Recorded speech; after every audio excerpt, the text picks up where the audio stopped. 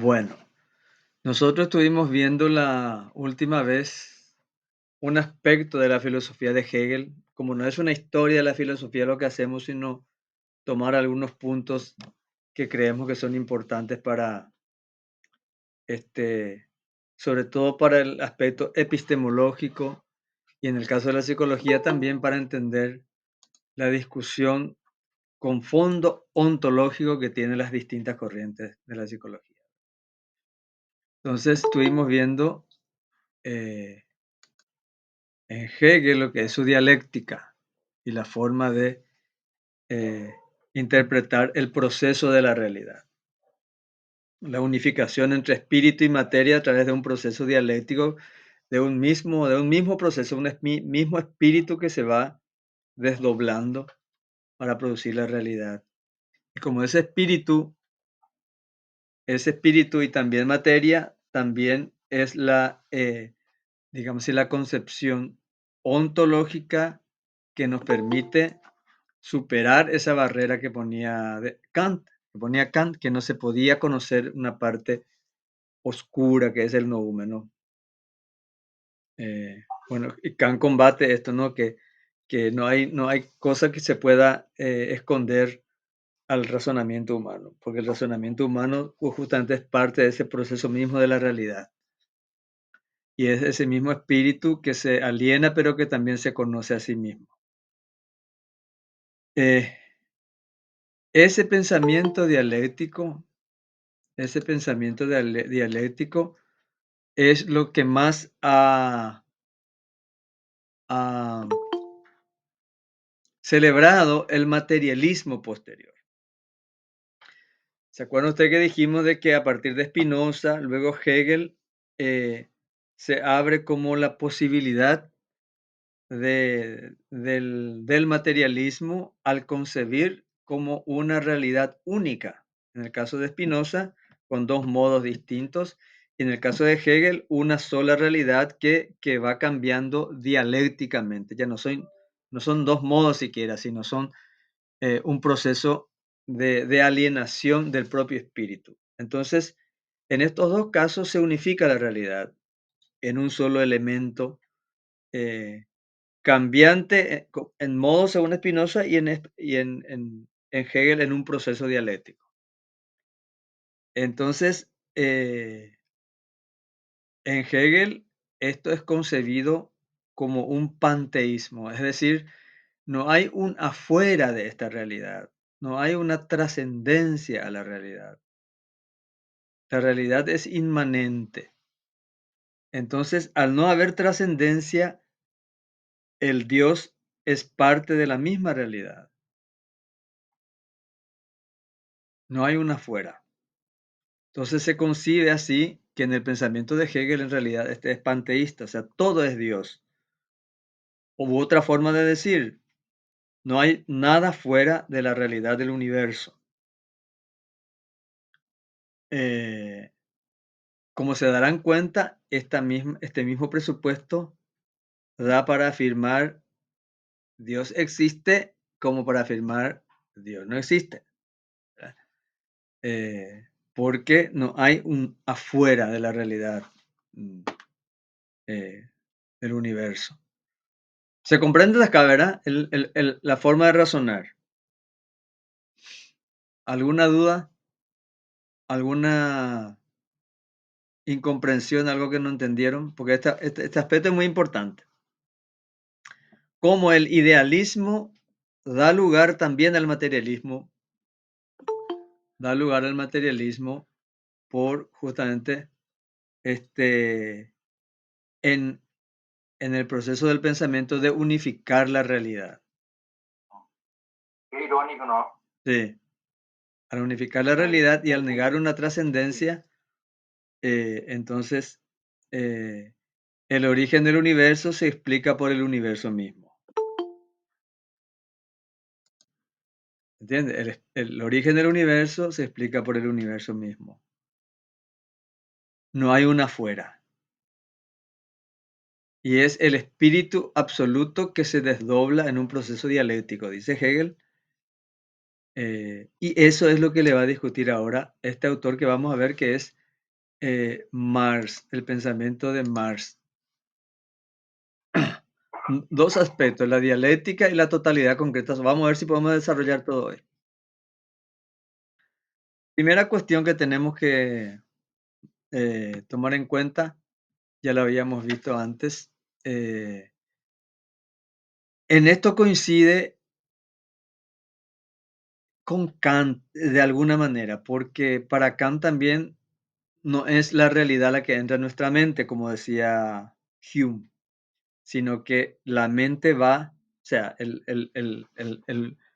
el sujeto trascendental que, que funciona a través de cada sujeto empírico, va hacia la realidad con este, la intuición del espacio y tiempo. Con la intuición del espacio y tiempo y también con las categorías del sujeto trascendental. Marx hace una, un desarrollo de esto y lo concretiza con la con esta. Ustedes pueden ver la presentación, ¿verdad? Sí, profe. Bueno, la teoría antecede a la percepción empírica. Nosotros no podemos entender nada si no le aplicamos una teoría, un concepto a las cosas. Si yo veo un vaso y no conozco la categoría vaso, le va a llamar cualquier cosa. Pero incluso cualquier cosa, si se te ocurre llamar taza al vaso, igual es porque antecede en tu mente una categoría. Le puede llamar silla también, pero es que tenés previamente una teoría. Teoría en este caso es general, ¿verdad? Todo lo que tenemos como herramientas para conceptualizar y denominar a las cosas. O sea, eh, incluso hasta decir ese coso, no sé qué es ese coso. Coso ya es una categoría.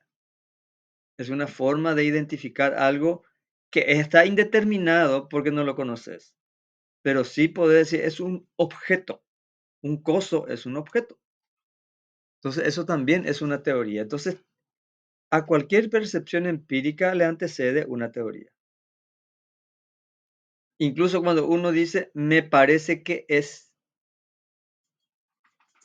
un gato acostado y había sido un osito de peluche, no importa si uno se equivoca, me parece que eso es una teoría, eso es una forma de denominar a algo y sin eso no podemos percibir nada, porque tenemos que darle un nombre, tenemos que meter en nuestra cabeza en una forma, no importa si es equivocada, pero tiene que entrar en nuestra cabeza a través de una conceptualización teórica que antecede a la percepción empírica. Entonces, no nos vamos a la realidad sin tener eso en la cabeza. Y si vemos algo que se mueve en la oscuridad y tenemos creencia, va a decir, bueno, eso es un fantasma. Es una categoría.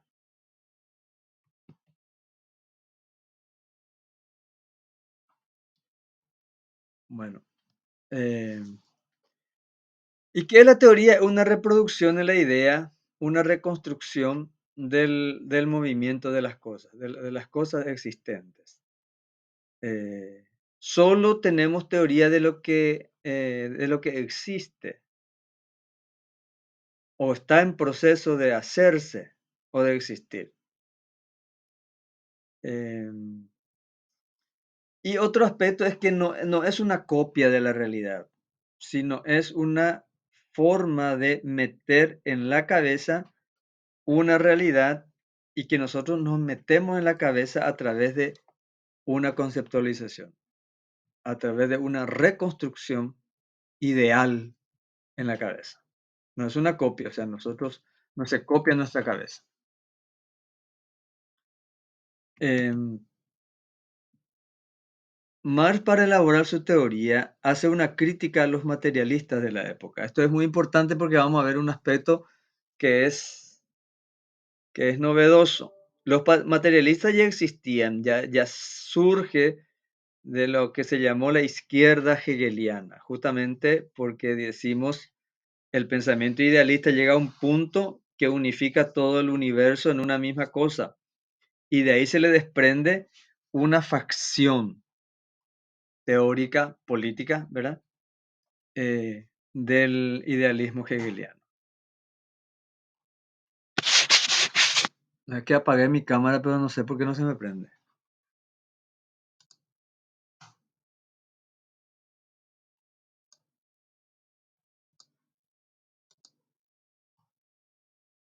Bueno, no importa.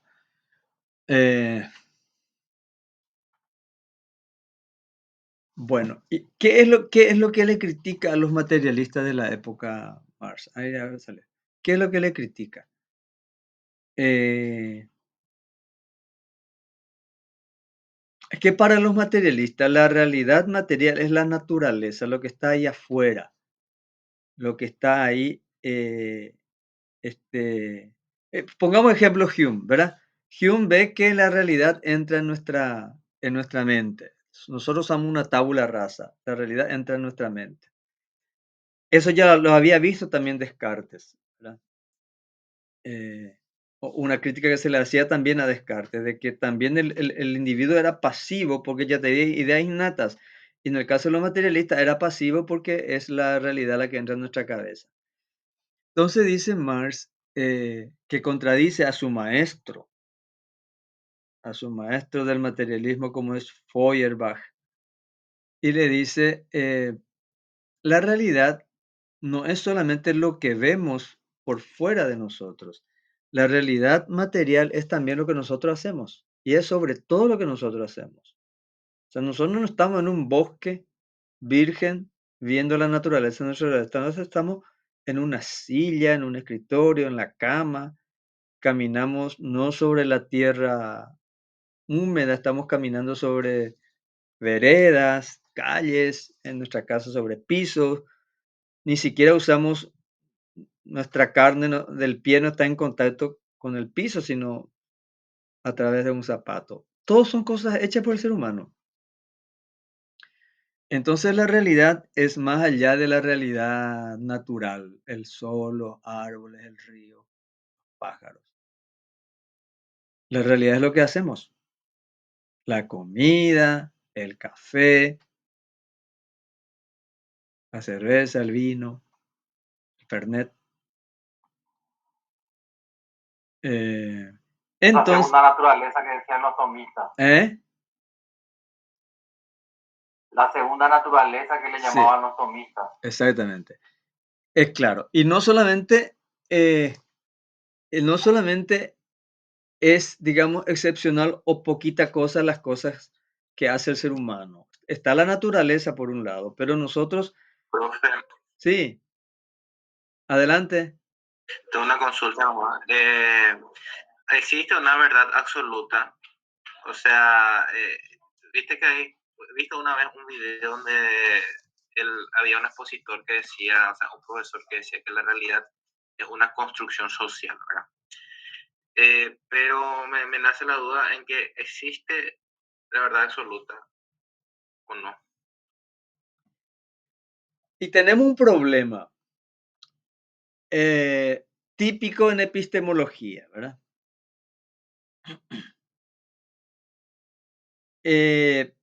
Una cosa que nosotros, por ejemplo, en la historia de la filosofía o en la historia de la psicología, vamos a ubicarnos en la historia de la psicología, ¿verdad? Lo que en un momento es cierto, se toma como verdad científica, es aprobada por arbitrajes, etcétera, en 5 años puede cambiar, en 10 años puede cambiar, en 20 años puede cambiar. Por poner un ejemplo, la homosexualidad era una patología, era una enfermedad. Hasta hace poco estaba en la lista de enfermedades de la Asociación de Psicología de los Estados Unidos, que era un poco la norma universal en psicología, ¿verdad? Y esa era la verdad. Eso se tenía por verdad. Después eso cambia y ya no es la verdad.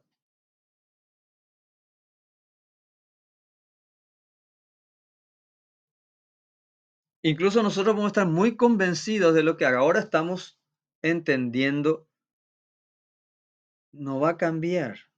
Podemos creer que no va a cambiar, pero lo más probable es que cambie.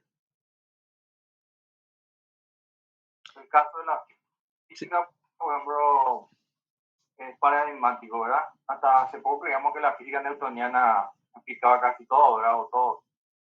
Y hoy sabemos que es, ¿verdad? Es una explicación, pero no la única y que tiene límites, ¿verdad? Con la física cuántica, digo.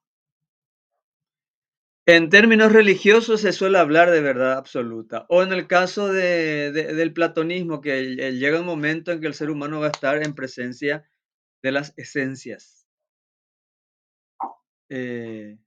O en el caso de las religiones, que uno va a estar en presencia de la verdad, la plenitud, la perfección, ¿verdad? Pero en términos de la filosofía no puede haber verdad absoluta, salvo como creencia. Porque si yo dijera, sí, es la verdad de la luz, entonces ustedes me van a preguntar, ¿y dónde está? ¿Cuál es? Y ahí ya,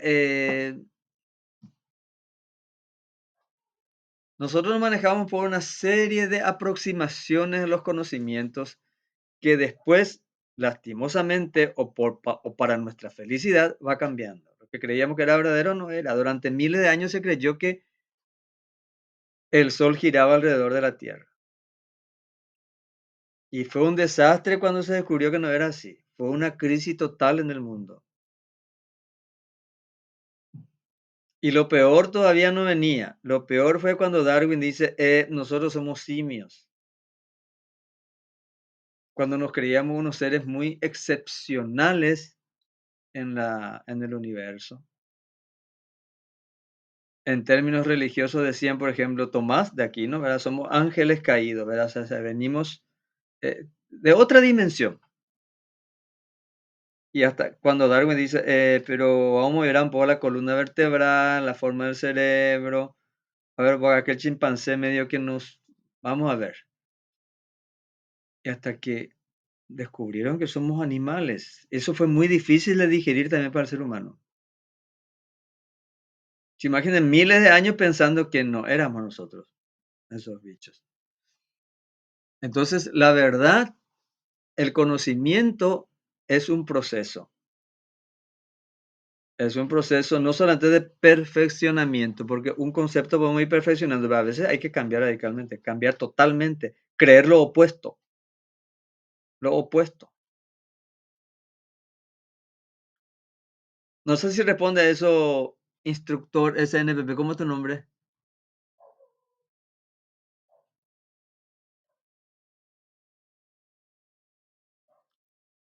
Bueno. Entonces la realidad no es solamente lo que vemos, sino también lo que hacemos. Y lo que hacemos... Gracias, profe, por la explicación. Sí. ¿Cómo es tu nombre? Magno, soy profe. Ah, ya, ok. Dale, Mi Magno. micrófono no anda. Está bien. Gracias por la explicación. La realidad, nosotros no vivimos, fíjense, nosotros no vivimos en la naturaleza, nosotros vivimos en una segunda naturaleza que es artificial. Nosotros no estamos colgados en un árbol o en una cueva natural que nos metimos. Son todas cosas fabricadas por los seres humanos, casa, habitación, nuestra cama, nuestro edredón, nuestra sábana, todo, nuestra comida. Nadie come nada natural. Ni siquiera la lechuga que comemos es natural, porque eso ya es un artificio, es un híbrido que fuimos haciendo a lo largo de los años. Nada comemos natural. Nadie va a cazar una vaca ahí. No. Entonces, vivimos en un mundo material, no natural. Claro, como fuente tiene la naturaleza y el trabajo humano, ¿verdad? Pero nosotros vivimos en un acolchado, ¿verdad? Del mundo material, de una segunda naturaleza que decía Cristian, ¿verdad? Una segunda naturaleza. Y eso es la realidad material más cercana a nosotros, no es la naturaleza. Fíjense dónde caminamos, qué hacemos, con qué nos vestimos, qué comemos, etcétera. Bueno, y los materialistas anteriores, sobre todo, hablaban de esa realidad externa como natural y nuestros elementos de captación, sobre todo el ver, escuchar, el oler, como actividades más bien pasivas. O sea, nosotros olemos, miramos, vemos, escuchamos. Pero Marx le agrega, no, nosotros también, nuestra sensorialidad es hacer. Nosotros hacemos cosas, no solamente olemos, miramos, sentimos, hacemos cosas. Y la sensorialidad es sobre todo práctica y creativa. Y en ese proceso, el ser humano se modifica a sí mismo. Esto es muy importante. O sea, el músico, por ejemplo, tiene un oído más afinado que una persona, digamos, así, normal. O un mecánico. Yo conozco mecánicos que pueden por el ruido detectar exactamente dónde está el problema. Tiene un oído afinado. Y otras profesiones así, ¿verdad? La vista, en algunos, los fotógrafos, los que hacen filmaciones, eh, y, y el cuerpo de un corredor es distinto de una persona normal, va modificando, se modifica a sí mismo según los talentos, la tarea a lo que se dedica, ¿verdad? Entonces, el ser humano modifica el entorno, crea una segunda naturaleza y se modifica a sí mismo. Repito, el ser humano modifica la naturaleza, crea una segunda naturaleza y se modifica a sí mismo. Bueno, eso es una crítica que hace a los materialistas. Ahora una crítica positiva que hace a los idealistas. Marx como materialista era anti-idealista, pero también reivindica un aspecto importante del idealismo. ¿Cuál era la diferencia fundamental que ve Marx frente al idealismo, frente al materialismo? El materialismo era pasivo. Hume, Feuerbach, pasivo frente a la realidad. O sea, la realidad entra en nuestra cabeza. El idealismo es activo, empezando por Kant. Kant dice que el sujeto es el que pone espacio, tiempo, categoría, y Hegel ni qué decir, el espíritu que activa, se desdobla, produce la naturaleza, vuelve a pensarlo, se vuelve a sintetizar, etc. O sea, es un sujeto hiperactivo, es un sujeto creador, no solamente pasivo y receptor. El sujeto de Kant creaba el fenómeno y creaba el conocimiento, producía el conocimiento. El sujeto hegeliano también. Entonces, son aspectos muy importantes que Marx ve en el idealismo. ¿Y cuál es la crítica? ¿Cuál es la crítica? La mistificación de la actividad real. Lo muy positivo que tiene el idealismo, que es esa hiperactividad del sujeto, creador, no pasivo, tiene un defecto que es la mistificación de una realidad. Esa actividad del sujeto es irreal. Porque, ¿qué hizo Hegel? En vez de mirar la realidad, mistificó la realidad y llevó esa actividad del sujeto real al plano espiritual, al plano ideal. Entonces dice él, no hay un Dios creador o un espíritu creador. El único creador que existe es el ser humano. más que el ser humano individual, la sociedad humana. Porque todo lo que vemos alrededor no es Dios el que hizo, es el ser humano el que hizo. Dice Marx, ¿verdad?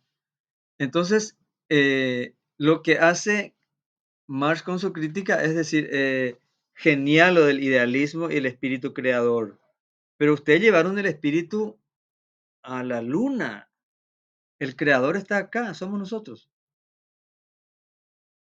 Y ese espíritu absoluto que se va alienando y creando la realidad, no es el espíritu absoluto, es la sociedad humana. Y entonces la dialéctica no es el desarrollo del espíritu, sino el desarrollo, el proceso de la sociedad humana. La sociedad humana es la que va cambiando con múltiples problemas y choques. El choque de opuestos del que habla Hegel en su dialéctica del espíritu es un choque de opuestos de la realidad social en cada época de la historia humana. Entonces, lo que hace es trastocar en la dialéctica idealista hegeliana en una dialéctica materialista. ¿Alguna consulta hasta acá?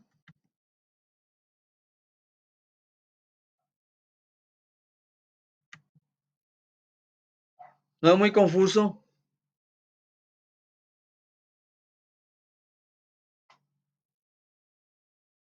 Cristian, ¿algo? Nada, tal vez el tema del espíritu absoluto siempre es un poco confuso, ¿verdad? Para el que está empezando a querer entender que el espíritu absoluto no se sabe muy bien qué es al principio, ¿verdad? Parece algo demasiado abstracto, ¿verdad? Si puedo explicar un poquito más de este proceso. Ah, Mabel, vos tenías una consulta. Porque trasladado al plano religioso, pues es Dios. Sí. Pero que en Hegel no es Dios. Eso es como, ¿verdad? Atribuirle a Hegel era el cristianismo, pero él no era exactamente cristiano, ¿verdad? O sea, tiene cosas, pero no se puede decir que haya sido. Claro. Lo que pasa es que al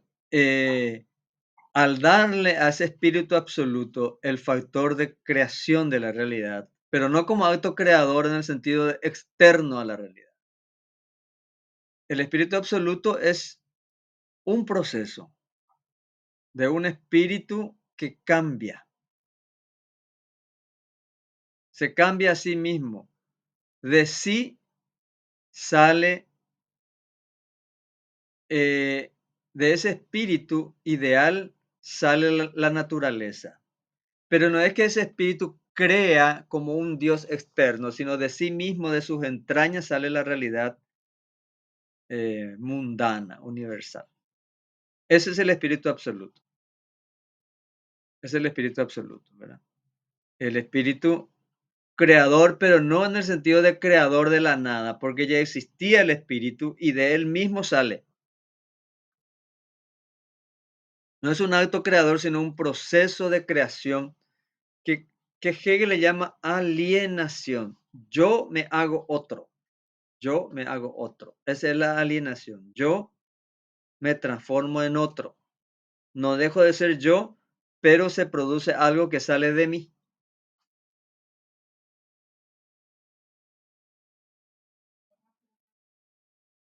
¿Vos, Mabel, tenía alguna consulta? Digiriendo el contenido. No, profe, solamente, sí, fue a modo de comentario nada más por la clase, muy interesante. Bueno, ¿qué es lo que hace más para... Vamos a pisar tierra para ver si se puede entender mejor. Como en Hegel, la realidad existente es un desdoblamiento, alienación, un hacerse otro del mismo espíritu. Marx le dice, es genial tu explicación del proceso de la realidad, solo que vos lo llevas al plano del espíritu. Y no es el espíritu que se aliena para producir la realidad. El único productor de la realidad que nosotros conocemos es el ser humano. Es la sociedad humana la que produce la realidad. Por eso es importante la crítica anterior que hace a los materialistas, ¿verdad? La realidad material no es solamente lo que está ahí afuera de nosotros. La realidad material es lo que nosotros hacemos. ¿Y qué es lo que nosotros hacemos? Fíjense en este aspecto. ¿Qué es lo que hace el ser humano? Dice Marx, lo que Hegel dice que hace el espíritu absoluto. ¿Qué hace el espíritu absoluto? Se desdobla, sale de sí mismo y produce la realidad material. No, dice Marx. Nuestra cabeza, nosotros pensamos cuando vamos a hacer una torta. La torta está en nuestra cabeza. Pensamos nosotros la forma, los ingredientes que vamos a usar, el tiempo que le vamos a dedicar, cómo lo vamos a cocinar y adornar. Eso está en nuestra cabeza y de nuestra cabeza nosotros tomamos los ingredientes y lo transformamos en la realidad. ¿De dónde salió esa torta? ¿De dónde salió?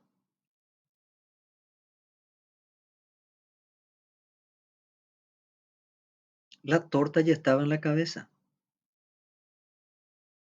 Salió de mi cabeza.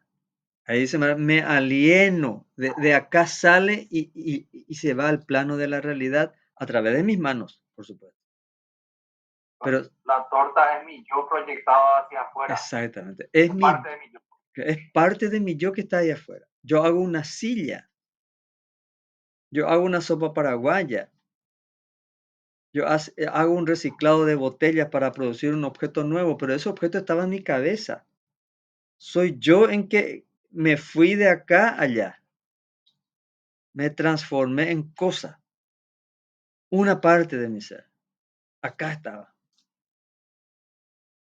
Entonces, lleva al plano material lo que en Hegel era el plano espiritual.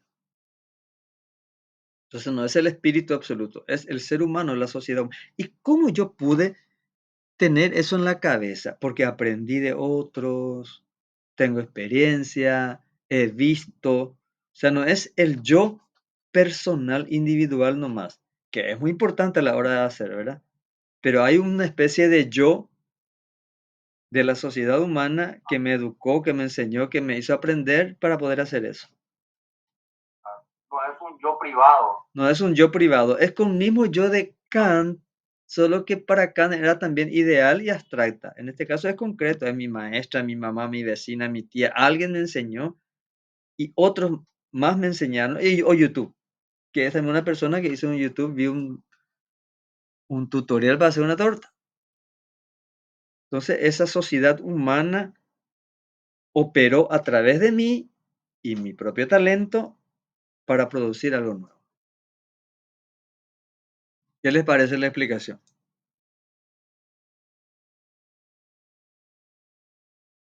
Son dos elementos. Se entendió ahora un poco mejor. Sí, son dos elementos entonces, ¿verdad? Perfecto. Se entendió mejor a Hegel a través de Marx. Porque justamente eso es lo que dice Marx a Hegel. Vos mistificaste, llevaste a un plano allá, por el aire, una cosa que es social. Nosotros hacemos. Nosotros somos los creadores y destructores, ¿verdad? Porque la destrucción también es un proceso creativo.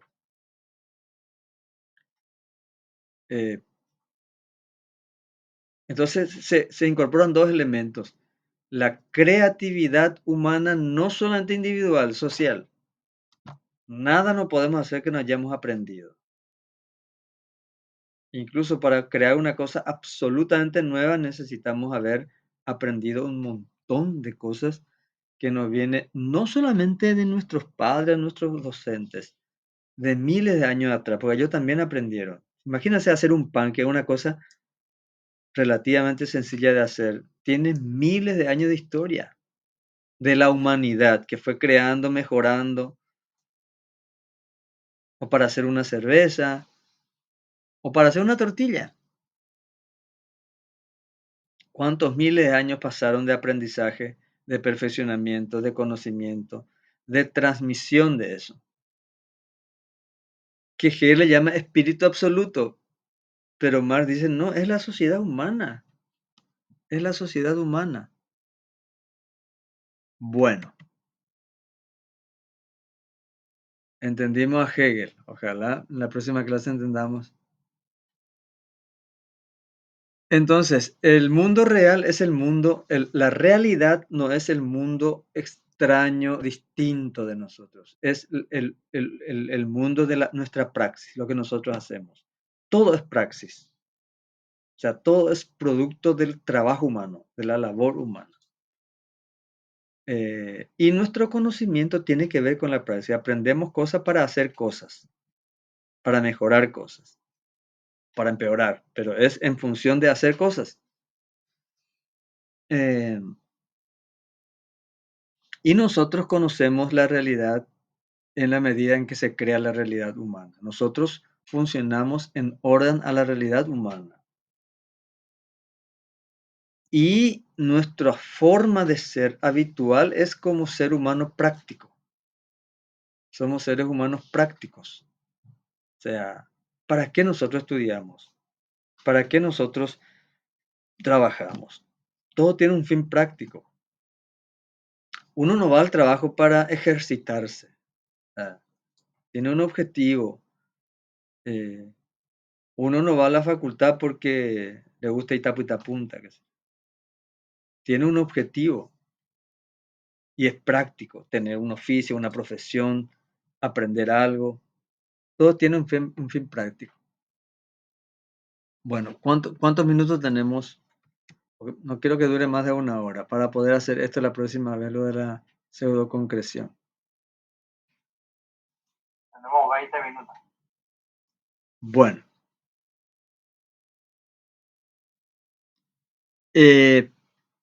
Hasta ahí es la concepción ontológica de Marx. O sea, tiene algo de Hegel y tiene algo en contra de Hegel. Pueden percibir eso, ¿verdad?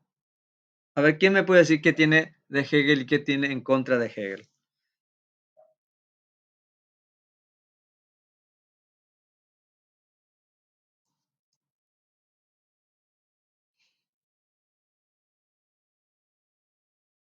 Vamos.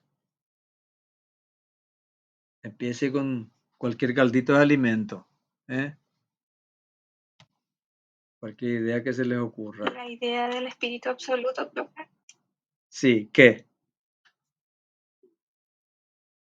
Y está en contra de eso. Él cree que el ser humano es el creador. ¿Cómo A partir traduce? de la sociedad, claro. ¿Cómo traduce eso Marx la idea de Hegel? ¿Cómo cambia?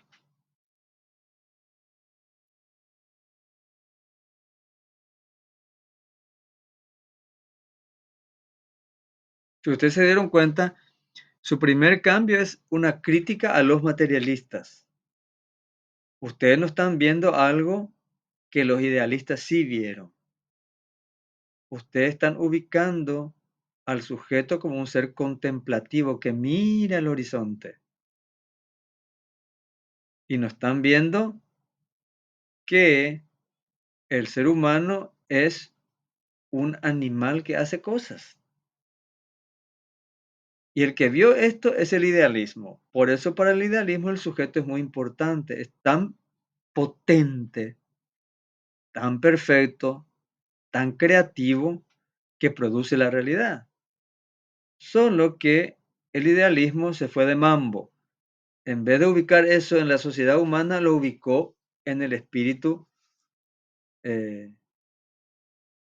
ideal.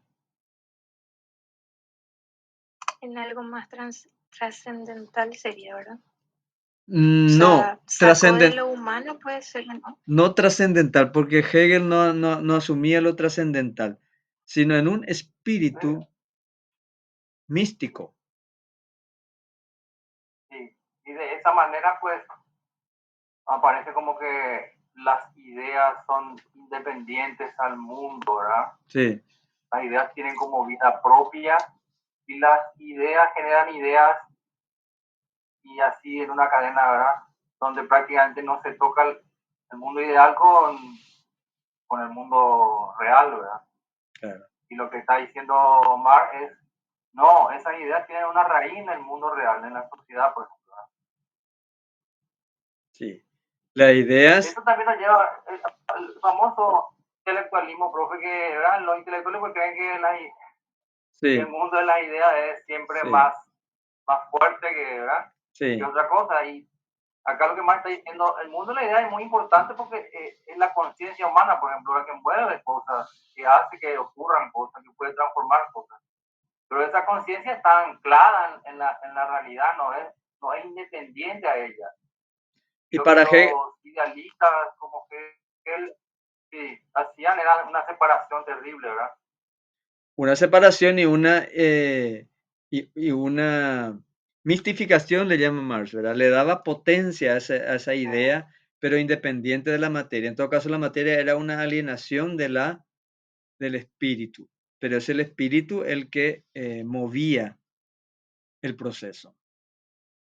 Y Marx dice que las ideas no tienen vida propia, que las ideas son ideas de una sociedad humana. Y lo que transforma la realidad no es un espíritu que está en el aire, sino la sociedad humana, las manos humanas. Y lo que las manos humanas transforman son cosas que ya estaban en la cabeza de los seres humanos. Hicimos una carreta, pero primero pensamos en hacer la carreta. Nos imaginamos, luego ensayo y error fuimos mejorando. Entonces, ¿qué hace Marx? Toma el espíritu absoluto de Hegel y lo pone en el ser humano, pero ser humano social, no individual, ¿verdad? Bueno, ¿qué otra cosa? ¿Qué otra cosa pescaron ustedes de este tema?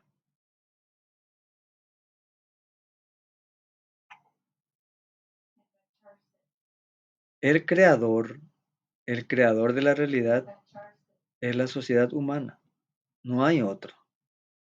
Ahora bien, nosotros, como vemos una naturaleza y nos maravillamos de la naturaleza,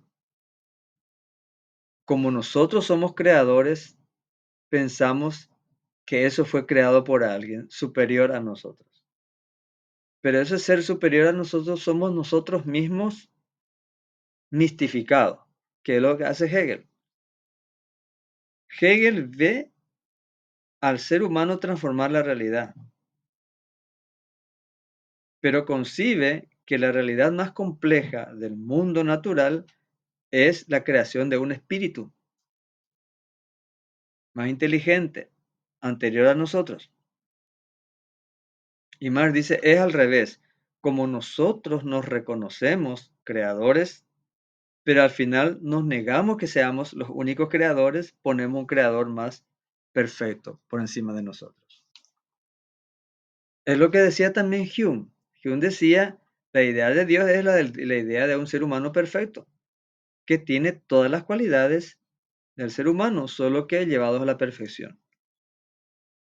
Y Hegel pone en el espíritu absoluto la capacidad creativa que en realidad tiene el ser humano. Y en términos prácticos y materialistas, el único ser creador que nosotros conocemos es el ser humano. Podemos creer que existe otro creador en términos de religión, pero lo único que conocemos, que vimos, es el ser humano. ¿O no es así? Podemos creer cualquier cosa, podemos creer en otras dimensiones, pero el único ser que hemos visto crear algo es el ser humano. ¿O no? Crear y destruir, como quieran. Espero sus opiniones. ¿Alguien vio otro creador distinto?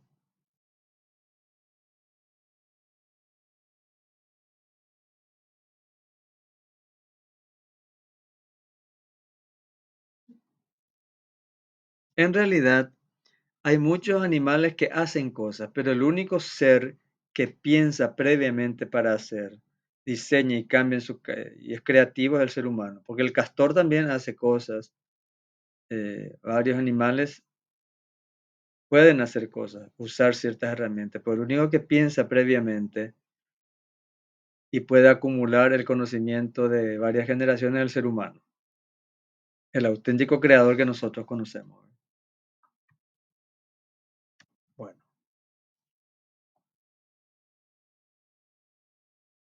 bien, acá entramos en un camino un poquitito más denso. Eh,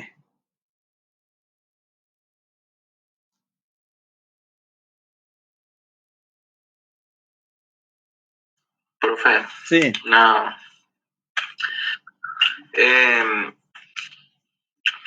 Existe, o sea, estaba leyendo un libro la vez pasada que para demostrar que algo es real, tiene que ser posible en mínimo tres realidades, o sea, en mínimo tres realidades alternativas. Eso es cierto, profe.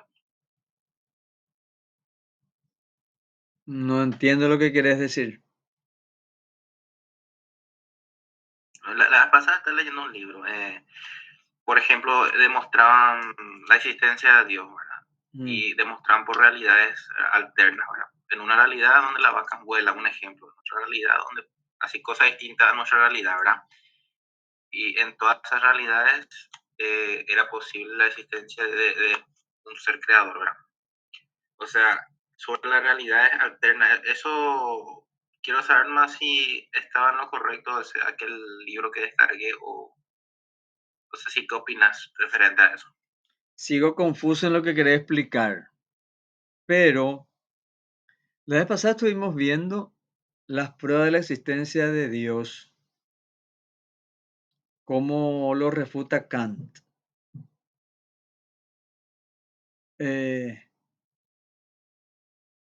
Las más importantes se reducen a muy pocas, ¿verdad? Una es la cuestión causal, ¿verdad? O sea, por el movimiento, por el orden. Y nunca escuché eso de que si hay tres realidades distintas. Eso no entendí muy bien la argumentación, ¿verdad? Pero todas las pruebas de la existencia de Dios, hasta ahora conocidas y discutidas en filosofía, se les critica porque en realidad ya supone lo que quiere demostrar.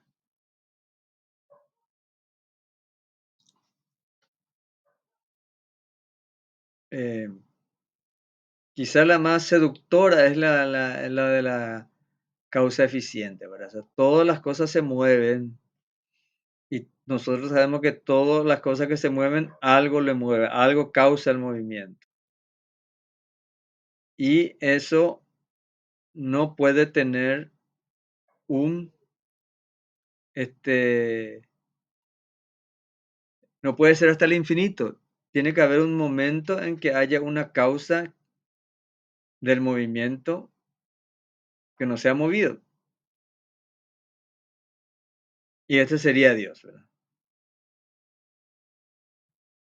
Pero el Big Bang, por ejemplo, nos enseña que puede haber un primer movimiento, que es una explosión, ¿verdad? Digamos, son cosas ya que explican la física. O sea, y esa explosión puede ser una expansión infinita, o sea, una expansión finita y luego otra vez una contracción, y luego otra vez una expansión, otra contracción, ¿verdad? Bueno, las, las, eh, la causa eficiente es uno de los argumentos más conocidos. Y la otra es la causa, el argumento ontológico, ¿verdad? Si pensamos algo perfecto, no le puede faltar la existencia, porque si le falta existencia no es perfecto. Y si podemos pensar algo perfecto, tiene que existir. Y esto es Dios. O si no, ¿cómo se nos ocurre pensar en algo perfecto?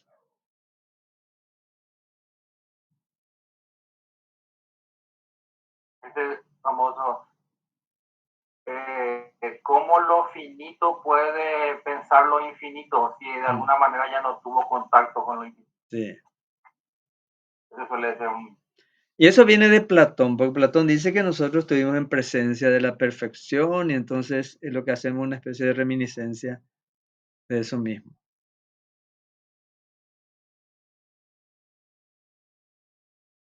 Bueno, y esa crítica lo hace Kant, como era creyente, él decía, al santo botón están procurando hacer razonamiento porque no es por esta vía. La vía para explicar la existencia de Dios es la moral, porque necesitamos anclarnos en algo para saber lo que es bueno, lo que es malo, y esperar la salvación eterna, etc. Pero el conocimiento no tiene chances en este aspecto. Porque así como se puede afirmar la existencia de Dios, se puede afirmar a sí mismo la no existencia.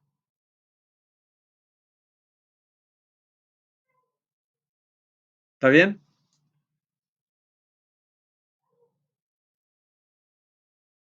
Bueno, yo quiero dejar acá porque este es un poco más denso y va a ser más...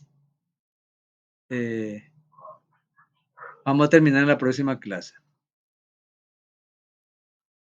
Después vamos a dar 2 clases más de antropología y después ya vamos a hacer filosofía de la psicología en el último mes. Bueno, ¿alguna cuestión? Vale, pues, está bien. Está bien, están bien cansadas, me parece. Bueno, Profe, está bien, profe, las explicaciones se entendieron muy bien. pero vamos a discutir, vamos a pelearnos un poco, porque filosofía me da gusto cuando hay discusión, cuando hay debate. Profe, Sí,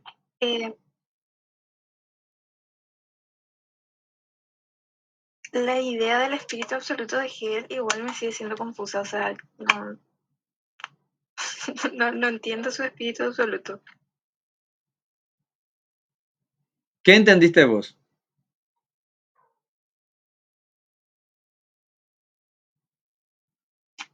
Él le atribuye a algo superior, digamos, pero creo que el profe dijo, el profe Cristian, que tampoco es el Dios que se tiene en las religiones, ¿verdad? No, porque el Dios de la religión cristiana es un Dios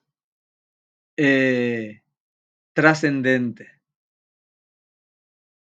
Y Hegel no concibe nada por fuera del espíritu. Ese espíritu absoluto no está fuera de la realidad. La realidad hace parte de él. Y en la religión cristiana, Dios está separado de la realidad. Él hizo de la nada la realidad y está en otra dimensión. En Hegel no, en Hegel la realidad material es una alienación de ese espíritu que no desaparece. No es el que agarró el barro e hizo el ser humano, no, el ser humano es un producto del desarrollo de la idea de ese espíritu absoluto. Es una misma cosa en varios momentos. Vieron que en Spinoza era una sustancia y 2 modos, ¿verdad? En Hegel es una misma cosa en varios momentos. En varios momentos. Espíritu ideal, luego materia, luego espíritu que se reconoce a sí mismo, se vuelve a sintetizar. Y es el proceso de la realidad. Y en ese proceso se crea el universo, se crea la realidad y a través del ser humano se crean las cosas producidas por el ser humano. Pero es ese mismo espíritu que está actuando.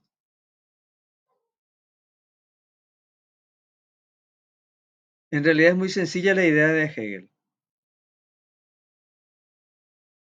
Y es muy sencilla su idea de la explicación de la realidad como un desdoblamiento del mismo espíritu. Y es más sencillo cuando entendemos lo que dice Marx. Le dice, no es el espíritu, es el ser humano el que saca de sí la realidad. No es el espíritu absoluto que saca de sí y produce la naturaleza. Es el ser humano, la sociedad humana la que saca de sí y produce la realidad de la praxis. ¿Te es un poco más claro, Leticia, o es más confuso? Podemos dar un repasito otra vez. Ustedes leen, vamos a hacer dos cosas. Ustedes leen, Creo que sí, profe, estoy anotando, pero voy a leer. leen a Carpio y hacemos un breve resumen la próxima vez, ¿sí? Sobre el espíritu Dale, absoluto profe, de voy a hacer Hegel. eso. ¿Está bien? Bueno, y de esto le voy a pasar Genial, después la profe. bibliografía. Acá está la bibliografía, vamos un poco.